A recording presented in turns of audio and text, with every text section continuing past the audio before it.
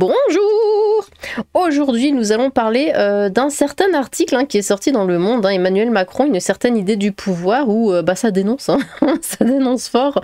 Alors, ce qui est dit, très honnêtement, moi ça ne me choque pas du tout, ça ne me surprend pas.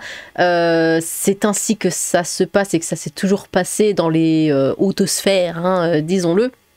Voilà, donc vraiment, je ne suis absolument pas surprise, mais on va en parler parce que c'est drôle et parce que, voilà, on aime bien le commérage, n'est-ce pas? Bon, alors on va pas le lire ici parce que c'est payant, j'ai pas d'argent, donc... donc on va le lire par ici, quelqu'un l'a posté sur X, on y va. Alors, enquête. Le président et son double, alors que la décision d'Emmanuel Macron de dissoudre l'Assemblée nationale a provoqué une crise politique majeure, Le Monde revient dans une série d'articles sur l'évolution déroutante du chef de l'État. Le 16 novembre 2016, un couple, lunettes de soleil et pantalon en cuir pour elle, costume noir cintré et fine cravate assortie pour lui, se glisse incognito sous le portail central et les voussures de la basilique de Saint-Denis en Seine-Saint-Denis. Juste après s'être déclaré candidat à l'élection présidentielle à Bobigny, Emmanuel Macron et son épouse, Brigitte, ont filé à quelques kilomètres de là, sans prévenir personne, saluer les tombeaux des 43 rois de France. Et ils vont quand même voir les rois. Sous la lumière d'hiver filtrée par la rosace du bras sud, le futur président caresse le marbre blanc des gisants. À chaque prise de pouvoir, sa scène originelle, Saint-Denis est le creuset du passé royal du pays, le lieu par excellence du récit national. D'autres candidats à la présidentielle, amoureux de l'histoire longue, ont d'ailleurs précédé Emmanuel Macron pour puiser un morceau de légitimité dans ce pôle magnétique des ambitions monarchiques. François Mitterrand avec la mère de Mazarine, Anne Pinjot à l'automne 1980, Jean-Luc Mélenchon en 2012, parce qu'évidemment ça ne plairait pas à son électorat, n'est-ce pas? Ce jour de novembre 2016, les journalistes et l'écrivain Philippe Besson, alors attelé à l'écriture de son livre Un personnage de roman, Julliard 2017, ont raté l'escapade d'Emmanuel Macron. Mais, sur le chemin du retour, le candidat confie à son premier admirateur, le journaliste blogueur Bruno Roger Petit, le sens de cette visite à Saint-Denis. Au milieu des pierres qui parlent, se retrouve seul en son destin. Une part de mystique doit envelopper les grands parcours, a toujours pensé Emmanuel Macron. Depuis que je suis entré dans le champ politique, je vis mon aventure comme une mission. Il y a quelque chose qui vous dépasse, qui vous a précédé et qui restera. Après tout, c'est Jupiter. Sur les images enregistrées en 2016 au Touquet, dans le Pas-de-Calais, par le réalisateur Pierre Hurel pour son documentaire Ainsi soit Macron... Oui, apparemment ça existe. C'est un jeune homme au regard habité qui parle. Cette même année 2016, il a aussi fait des pieds et des mains auprès du sénateur écologiste des Hauts-de-Seine, André Gattolin, pour rencontrer le Dalai Lama à Paris et patienter 2 heures durant dans le hall de l'hôtel Intercontinental où était logé le chef spirituel des bouddhistes du Tibet. La rencontre la plus importante de ma vie, après Brigitte, l'a entendu dire le sénateur. Et parce que Brigitte vaut mieux que le Dalai Lama, apparemment. Bon. Étrange atmosphère. Surgit à 39 ans en vantant le nouveau monde et la Startup Nation, le plus jeune président, surtout Startup Nation, quand on sait quel bordel c'est de créer son entreprise et surtout les taxes. Et le mec fait la promotion de la Startup Nation, mais le pays taxe tellement que tu fais ça, certes, mais dans un autre pays, pas en France.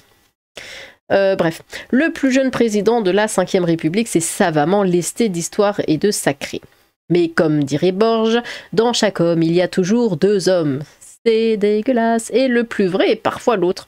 Il y a le Macron vif, ultra rapide, hypernésique, qui réussit avec brio la reconstruction de Notre-Dame, parce qu'il a reconstruit lui tout seul et tout. Le déconfinement après le Covid-19 fait reculer le chômage.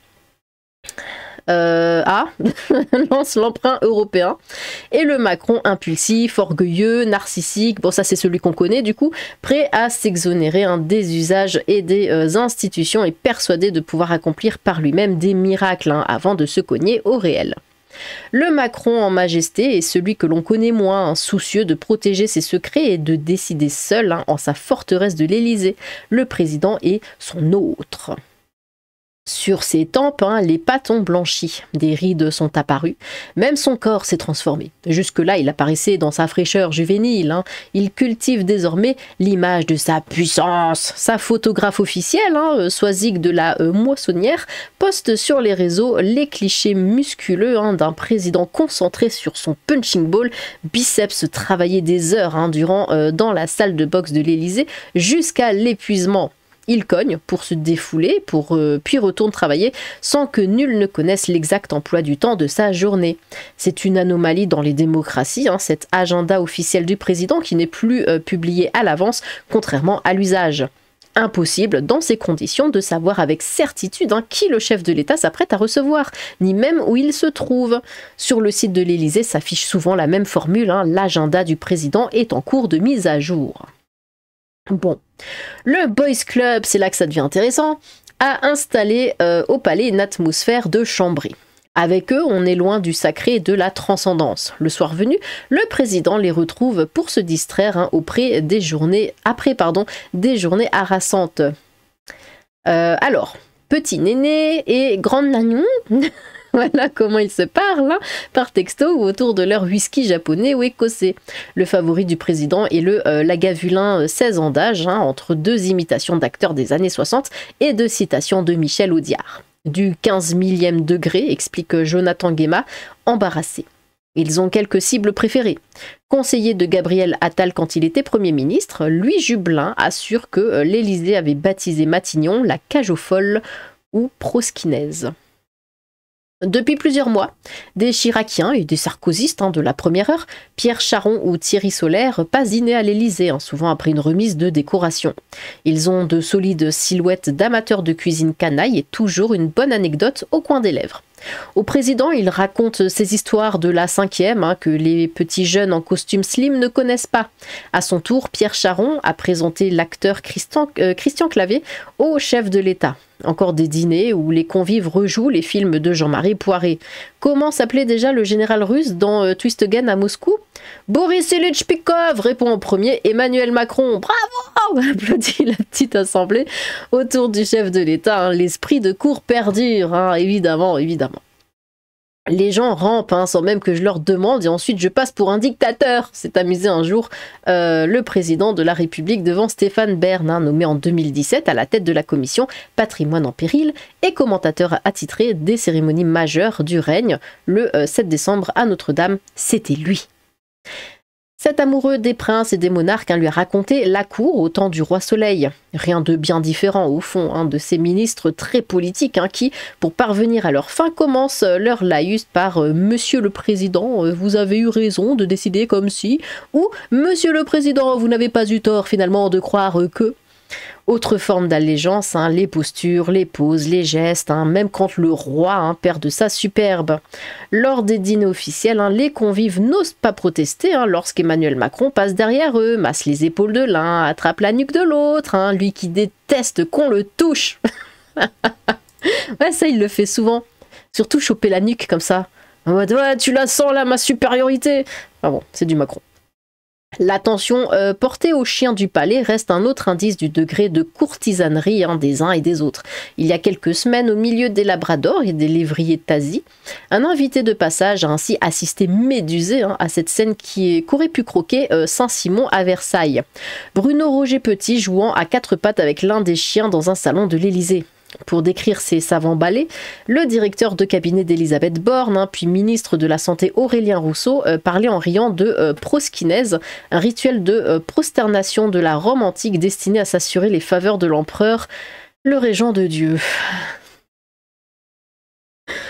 Non, on a dit c'est pour s'amuser. Alors, petite punition et grosse humiliation. Au fil des ans, la cour connaît son lot de défaveurs, mais rien ne se dit jamais en face, attention. La marque d'Emmanuel Macron est de gérer les disgrâces par le silence. Il n'expulse pas, il efface, il ghoste. Jean-Pierre Jouyet, par exemple, l'un de ses parrains à l'inspection des finances, sous François Hollande, ce dernier avait insisté pour que le jeune Macron devienne secrétaire général adjoint de l'Élysée.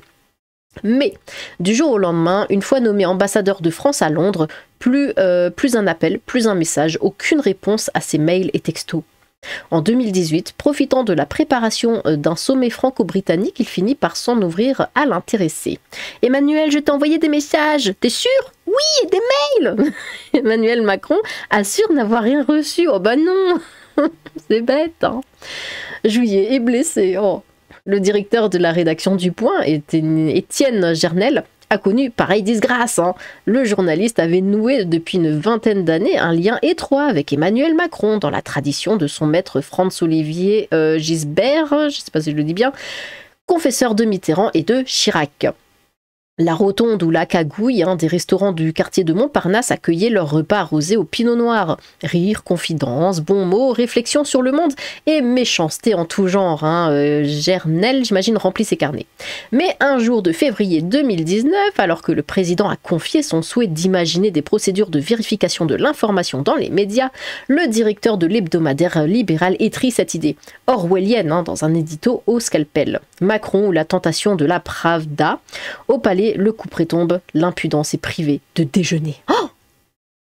Depuis quelques mois, petite punition et grosse humiliation se multiplient. Après les élections législatives du 30 juin et du 7 juillet, l'Élysée envoie une lettre circulaire à tous les députés qui se sont désistés. Face au candidat d'extrême droite, curieusement, l'ex-député et président du groupe En Marche, Gilles Legendre, en est destinataire. Pourtant, le chef de l'État, qui n'avait pas apprécié ses critiques, ne l'a pas investi et il a dû laisser la place à un protégé de la maire du 7e arrondissement de Paris, Rachida Dati. Au feutre, Macron a rajouté « Mon cher Gilles, en toute amitié ». Derrière les grilles du palais, alors est-ce que c'est bien ça? Oui, je pense que c'est la... Attendez 2 secondes, parce que j'ai pas... Non, c'est bon. Derrière les grilles du palais, une étrange atmosphère s'est installée. Tout s'est fait petit à petit. D'abord, la bande des débuts, celle qui avait éclos au Parti Socialiste et transformé l'essai d'En Marche en hold-up électoral, s'en est allée. Ce n'est pas un détail. Les Mormons, comme on appelait alors cette bande soudée et un brin austère, pouvaient dire en face à leur chef de file « Franchement, tu déconnes ». Depuis, Ismaël Émélien a été recruté par le groupe LVMH avant de créer une start-up offrant aux plus fortunés parcours de soins et check-up complet dès 18 ans. Sibeth Ndiaye est secrétaire général du groupe Adecco, le leader de l'intérim. Sylvain Faure, lui, est aujourd'hui conseiller muséal du prince héritier des Émirats Arabes Unis à Dubaï. Du Macron des origines, seul ou presque demeure Alexis Kohler, le secrétaire général de l'Élysée, autour duquel s'affaire une équipe d'impeccables conseillers issus de la haute administration, professionnels, bosseurs chargés de préparer les dossiers du président dans une organisation au cordeau. Voilà 10 ans qu'il accompagne le président et joue le rôle d'un partenaire. Longtemps, on l'a surnommé le jumeau, la doublure ou l'alter ego. Emmanuel Macron sait comment rabaisser et mortifier. Qu'en penses-tu de Julien de Normandie ou de Gabriel Attal, demandait-il en début d'année à sa première ministre Elisabeth Borne, à peine démise de ses fonctions. En septembre, c'est à Gabriel Attal, nommé puis soigneusement tenu à l'écart de la dissolution, qu'il suggère de se trouver un successeur. Ça t'ennuierait de recevoir Xavier Bertrand et Bernard Cazeneuve pour me donner ton avis ? Pour son départ, il offre à ce même Gabriel Attal l'album photo de ses 6 mois au ministère de l'Éducation et de son passage à Matignon. À l'intérieur, un cliché saisi le 9 juin par sa photographe officielle, celui où le président annonce la dissolution à ses troupes convoquées à l'Élysée. On y voit Gabriel Attal, bras croisés, œil noir, plongé dans celui d'Emmanuel Macron, encaisser la décision qui le chasse de fait de Matignon. Cruel cadeau. Ce jour de la dissolution, l'autre Macron apparaît en pleine lumière. Le président met en rage ses plus solides soutiens. Pris de court comme tout le monde, alors qu'il a dîné la veille avec le chef de l'État, le patron du groupe de luxe LVMH, Bernard Arnault, est si furieux qu'il décroche son téléphone. L'homme d'affaires est essayiste et... Je vais y arriver. L'homme d'affaires et essayiste, Alain Minc, se met à courir les plateaux pour expliquer qu'Emmanuel Macron est victime d'une griserie autosuffisante et qu'il ne s'entoure que de médiocres, car il faut qu'il n'y ait qu'un seul soleil dans la pièce. Ces nouvelles colères viennent s'ajouter à de plus vieilles rancœurs. Des projets de vengeance sourdissent ici et là. La veuve de l'ancien maire de Lyon, Gérard Collomb, songe... Ah, je l'avais oublié lui. Bon, songe ainsi à écrire un livre le 29 novembre 2023. Lors de l'enterrement de son mari, il est mort. Ah oui, pardon, je savais pas. Dans la cathédrale Saint-Jean à Lyon, hein, elle avait déjà donné un indice de la tonalité de son futur opus. Sous le regard gêné des participants, Caroline Collomb avait refusé de se lever et de serrer la main d'Emmanuel Macron. Ce type se prend pour un seigneur. Premier démarcheur, hein, le socialiste Gérard Collomb avait tout donné à Emmanuel Macron, sa bénédiction, son crédit, des parrainages par dizaines. Pas plus que son mari, Caroline Collomb, n'a supporté qu'un président clamant haut et fort qui lui devait tout, le laisse moquer par ses troupes. Hein. Dans son dos, certains à l'Élysée le surnommaient son Altesse sénilissime. Un an à peine après son arrivée, place Beauvau, Gérard Collomb démissionne, hein, mais lâche, avant de quitter Paris, quelques vérités bien senties à propos d'Emmanuel Macron. Ce type se prend pour un seigneur, c'est ça le problème de fond. Nous ne sommes pas nombreux à pouvoir encore lui parler. L'agrégé de lettres classiques avait ajouté, en grec il y a un mot qui s'appelle hubris, l'orgueil, la démesure, c'est la malédiction des dieux, les dieux aveugles, ceux qui veulent perdre. D'un coup, en ce début d'hiver, la prophétie de Gérard Collomb prend corps. Alors que la fin de son mandat approche, 2027 au plus tard, deux spécialistes des présidents de la Ve République, la journaliste Catherine Ney et l'historien Éric Roussel de l'Académie des sciences morales et politiques, biographe prolifique de Charles de Gaulle, Pierre Mendès France, Georges Pompidou, Jean Monnet, François Mitterrand, Valéry Giscard d'Estaing, se sont mis au travail. Tout a été si vite, tout s'est si brusquement retourné. La fonction présidentielle réclame de l'esthétisme et de la transcendance, disait aussi Emmanuel Macron durant sa première campagne. Aujourd'hui encore, dès que l'occasion se présente, il fait référence à la longue chaîne de ceux qui ont gouverné la France avant lui.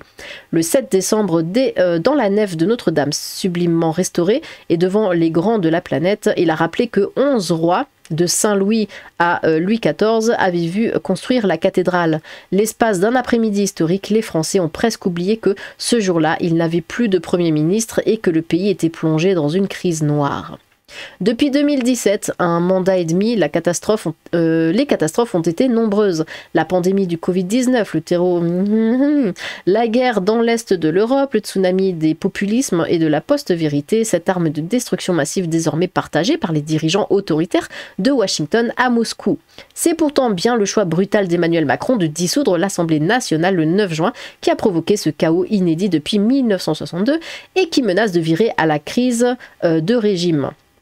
Pourquoi cette folie? Depuis l'été, éditorialistes et politologues s'improvisent psychanalystes. Tant de décisions imprévisibles, un temps de propos indéchiffrables chez le chef de l'État. Il a perdu pied. Derrière l'allure de techno-froid, Alexis Kohler fait aussi de la politique. Certains se souviennent qu'en pleine crise des Gilets jaunes, il s'était opposé à Emmanuel Macron, l'empêchant d'augmenter le SMIC pour rehausser plutôt la prime d'activité. Régulièrement, la presse annonce Alexis Kohler partant, mais il est toujours là, dans ce palais qui se vide peu à peu, la lumière de son bureau allumée jusqu'à point d'heure. Il a encore besoin de moi, glisse-t-il en octobre à un confident. Pourtant, pour la première fois avec la dissolution, il a douté. Lui qui accueille d'ordinaire avec sang-froid et un humour pince sans rire les audaces du chef de l'État s'est inquiété. Il a perdu pied, l'ont entendu soupirer plusieurs témoins. Alexis Kohler se méfie plus que jamais d'un autre groupe de conseillers, une petite bande aux allures de boys club, béni oui oui, dont l'obsession est de limiter l'accès au président et qui parfois lui nuisent. Ils fourbissent des coups, règlent des comptes avec leurs rivaux de l'Élysée et en oublient parfois d'expliquer sa politique. Parmi eux, le conseiller spécial Jonathan Guéma, ex-plume désormais chargé de la communication et de la stratégie du président, ou son prédécesseur et ami Clément Léonarduzzi, reparti chez Publicis, mais jamais loin de l'Élysée. Leur mission, construire le récit du décennat, résume Jonathan Guéma, c'est la feuille de route délivrée par le chef de l'État. Venus de la publicité ou de la communication d'entreprise, ils ont bien plus d'influence que leurs deux collègues chargés de la politique et du Parlement. Avant Emmanuel Macron, les présidents élus arrivaient à l'Élysée avec des compagnons de route qui les connaissaient par cœur et savaient donner de la chair à l'époque présidentielle, à l'épopée présidentielle.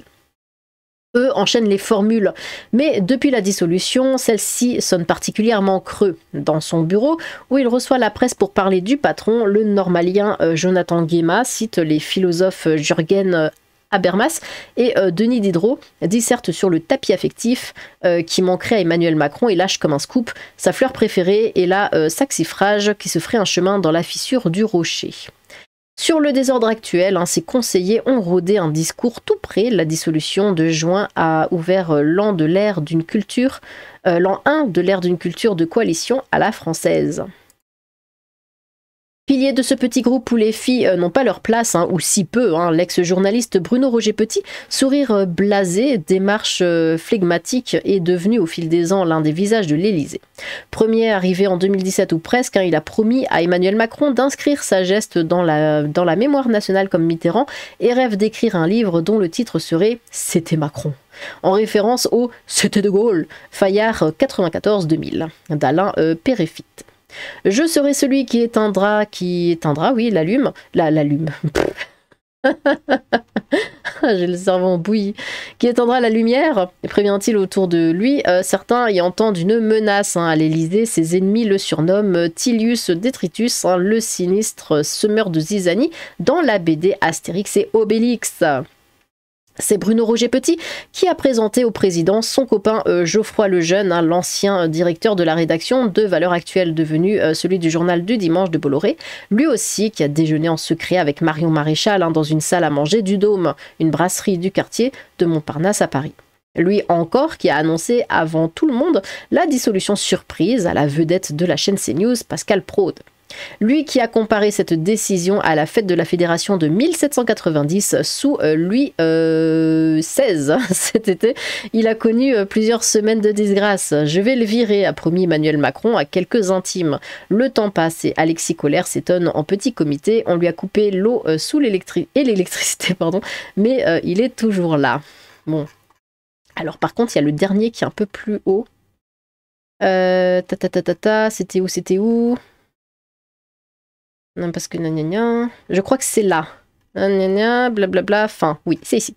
Donc, devant l'Élysée, d'énormes barrières de police barrent encore et toujours la circulation. Mais je sais pas, ça avait pas l'air d'être dans l'ordre. Je sais pas ce que vous en pensez.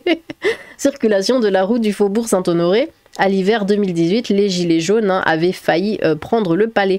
Un des traumatismes du premier quinquennat. Au dos de leur chasuble fluo, ils affichaient leur doléance sur la vie chère, le SMIC, l'ISF et des portraits d'Emmanuel Macron et Brigitte Macron avec ses slogans « Mort au roi !»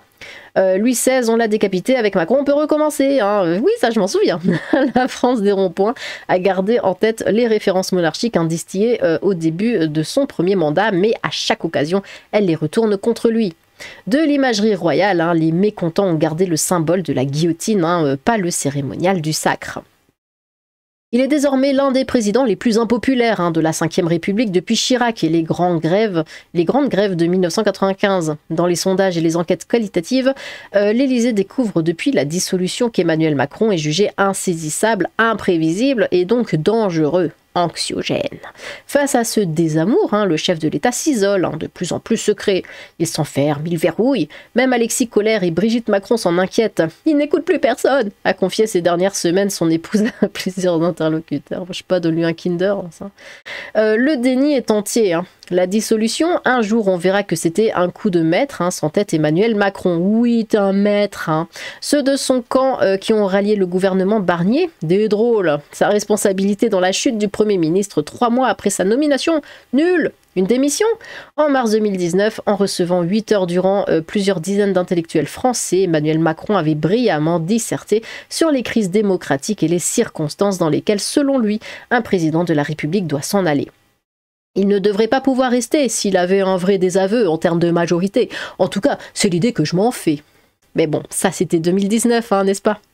À ce moment-là, à l'Élysée, c'était le Macron en représentation magistrale, un philosophe tout en majesté. L'autre Macron n'a pas utilisé les mêmes mots. Le 3 décembre, veille de la censure du gouvernement. La poignée de journalistes appelés à suivre son voyage officiel en Arabie Saoudite l'interroge, hors micro et caméra, sur la crise politique française. Il perd son calme, une exception chez lui, tout en maîtrise, attention. Se redresse et, doigt levé, coude sur les genoux, s'énerve. Ceux qui réclament ma démission sont la proie des idées fixes, les victimes de leur propre obsession. Cette fois, le double du président est allé chercher sa réplique chez Raoul Wolfoni, le truand fort en gueule des tontons flingueurs. Fin. Voilà, c'était intéressant. Franchement, ça m'étonne pas. Comme je vous l'ai dit, hein, c'est voilà, c'est comme ça que ça se passe dans ce genre de milieu, de toute façon. Et c'est que des coups bas, et ils sont tous hypocrites, et puis bon, ça se voit, de toute façon, hein, c'est public. Hein. Bon, eh bien, qu'est-ce que vous en avez pensé hein, de ce récit? Moi, je le trouvais intéressant, je le trouvais très drôle. Et quand on aime le commérage, forcément, on adore. N'hésitez pas à vous exprimer dans les commentaires, j'ai hâte de vous lire. Sur ce, tchou!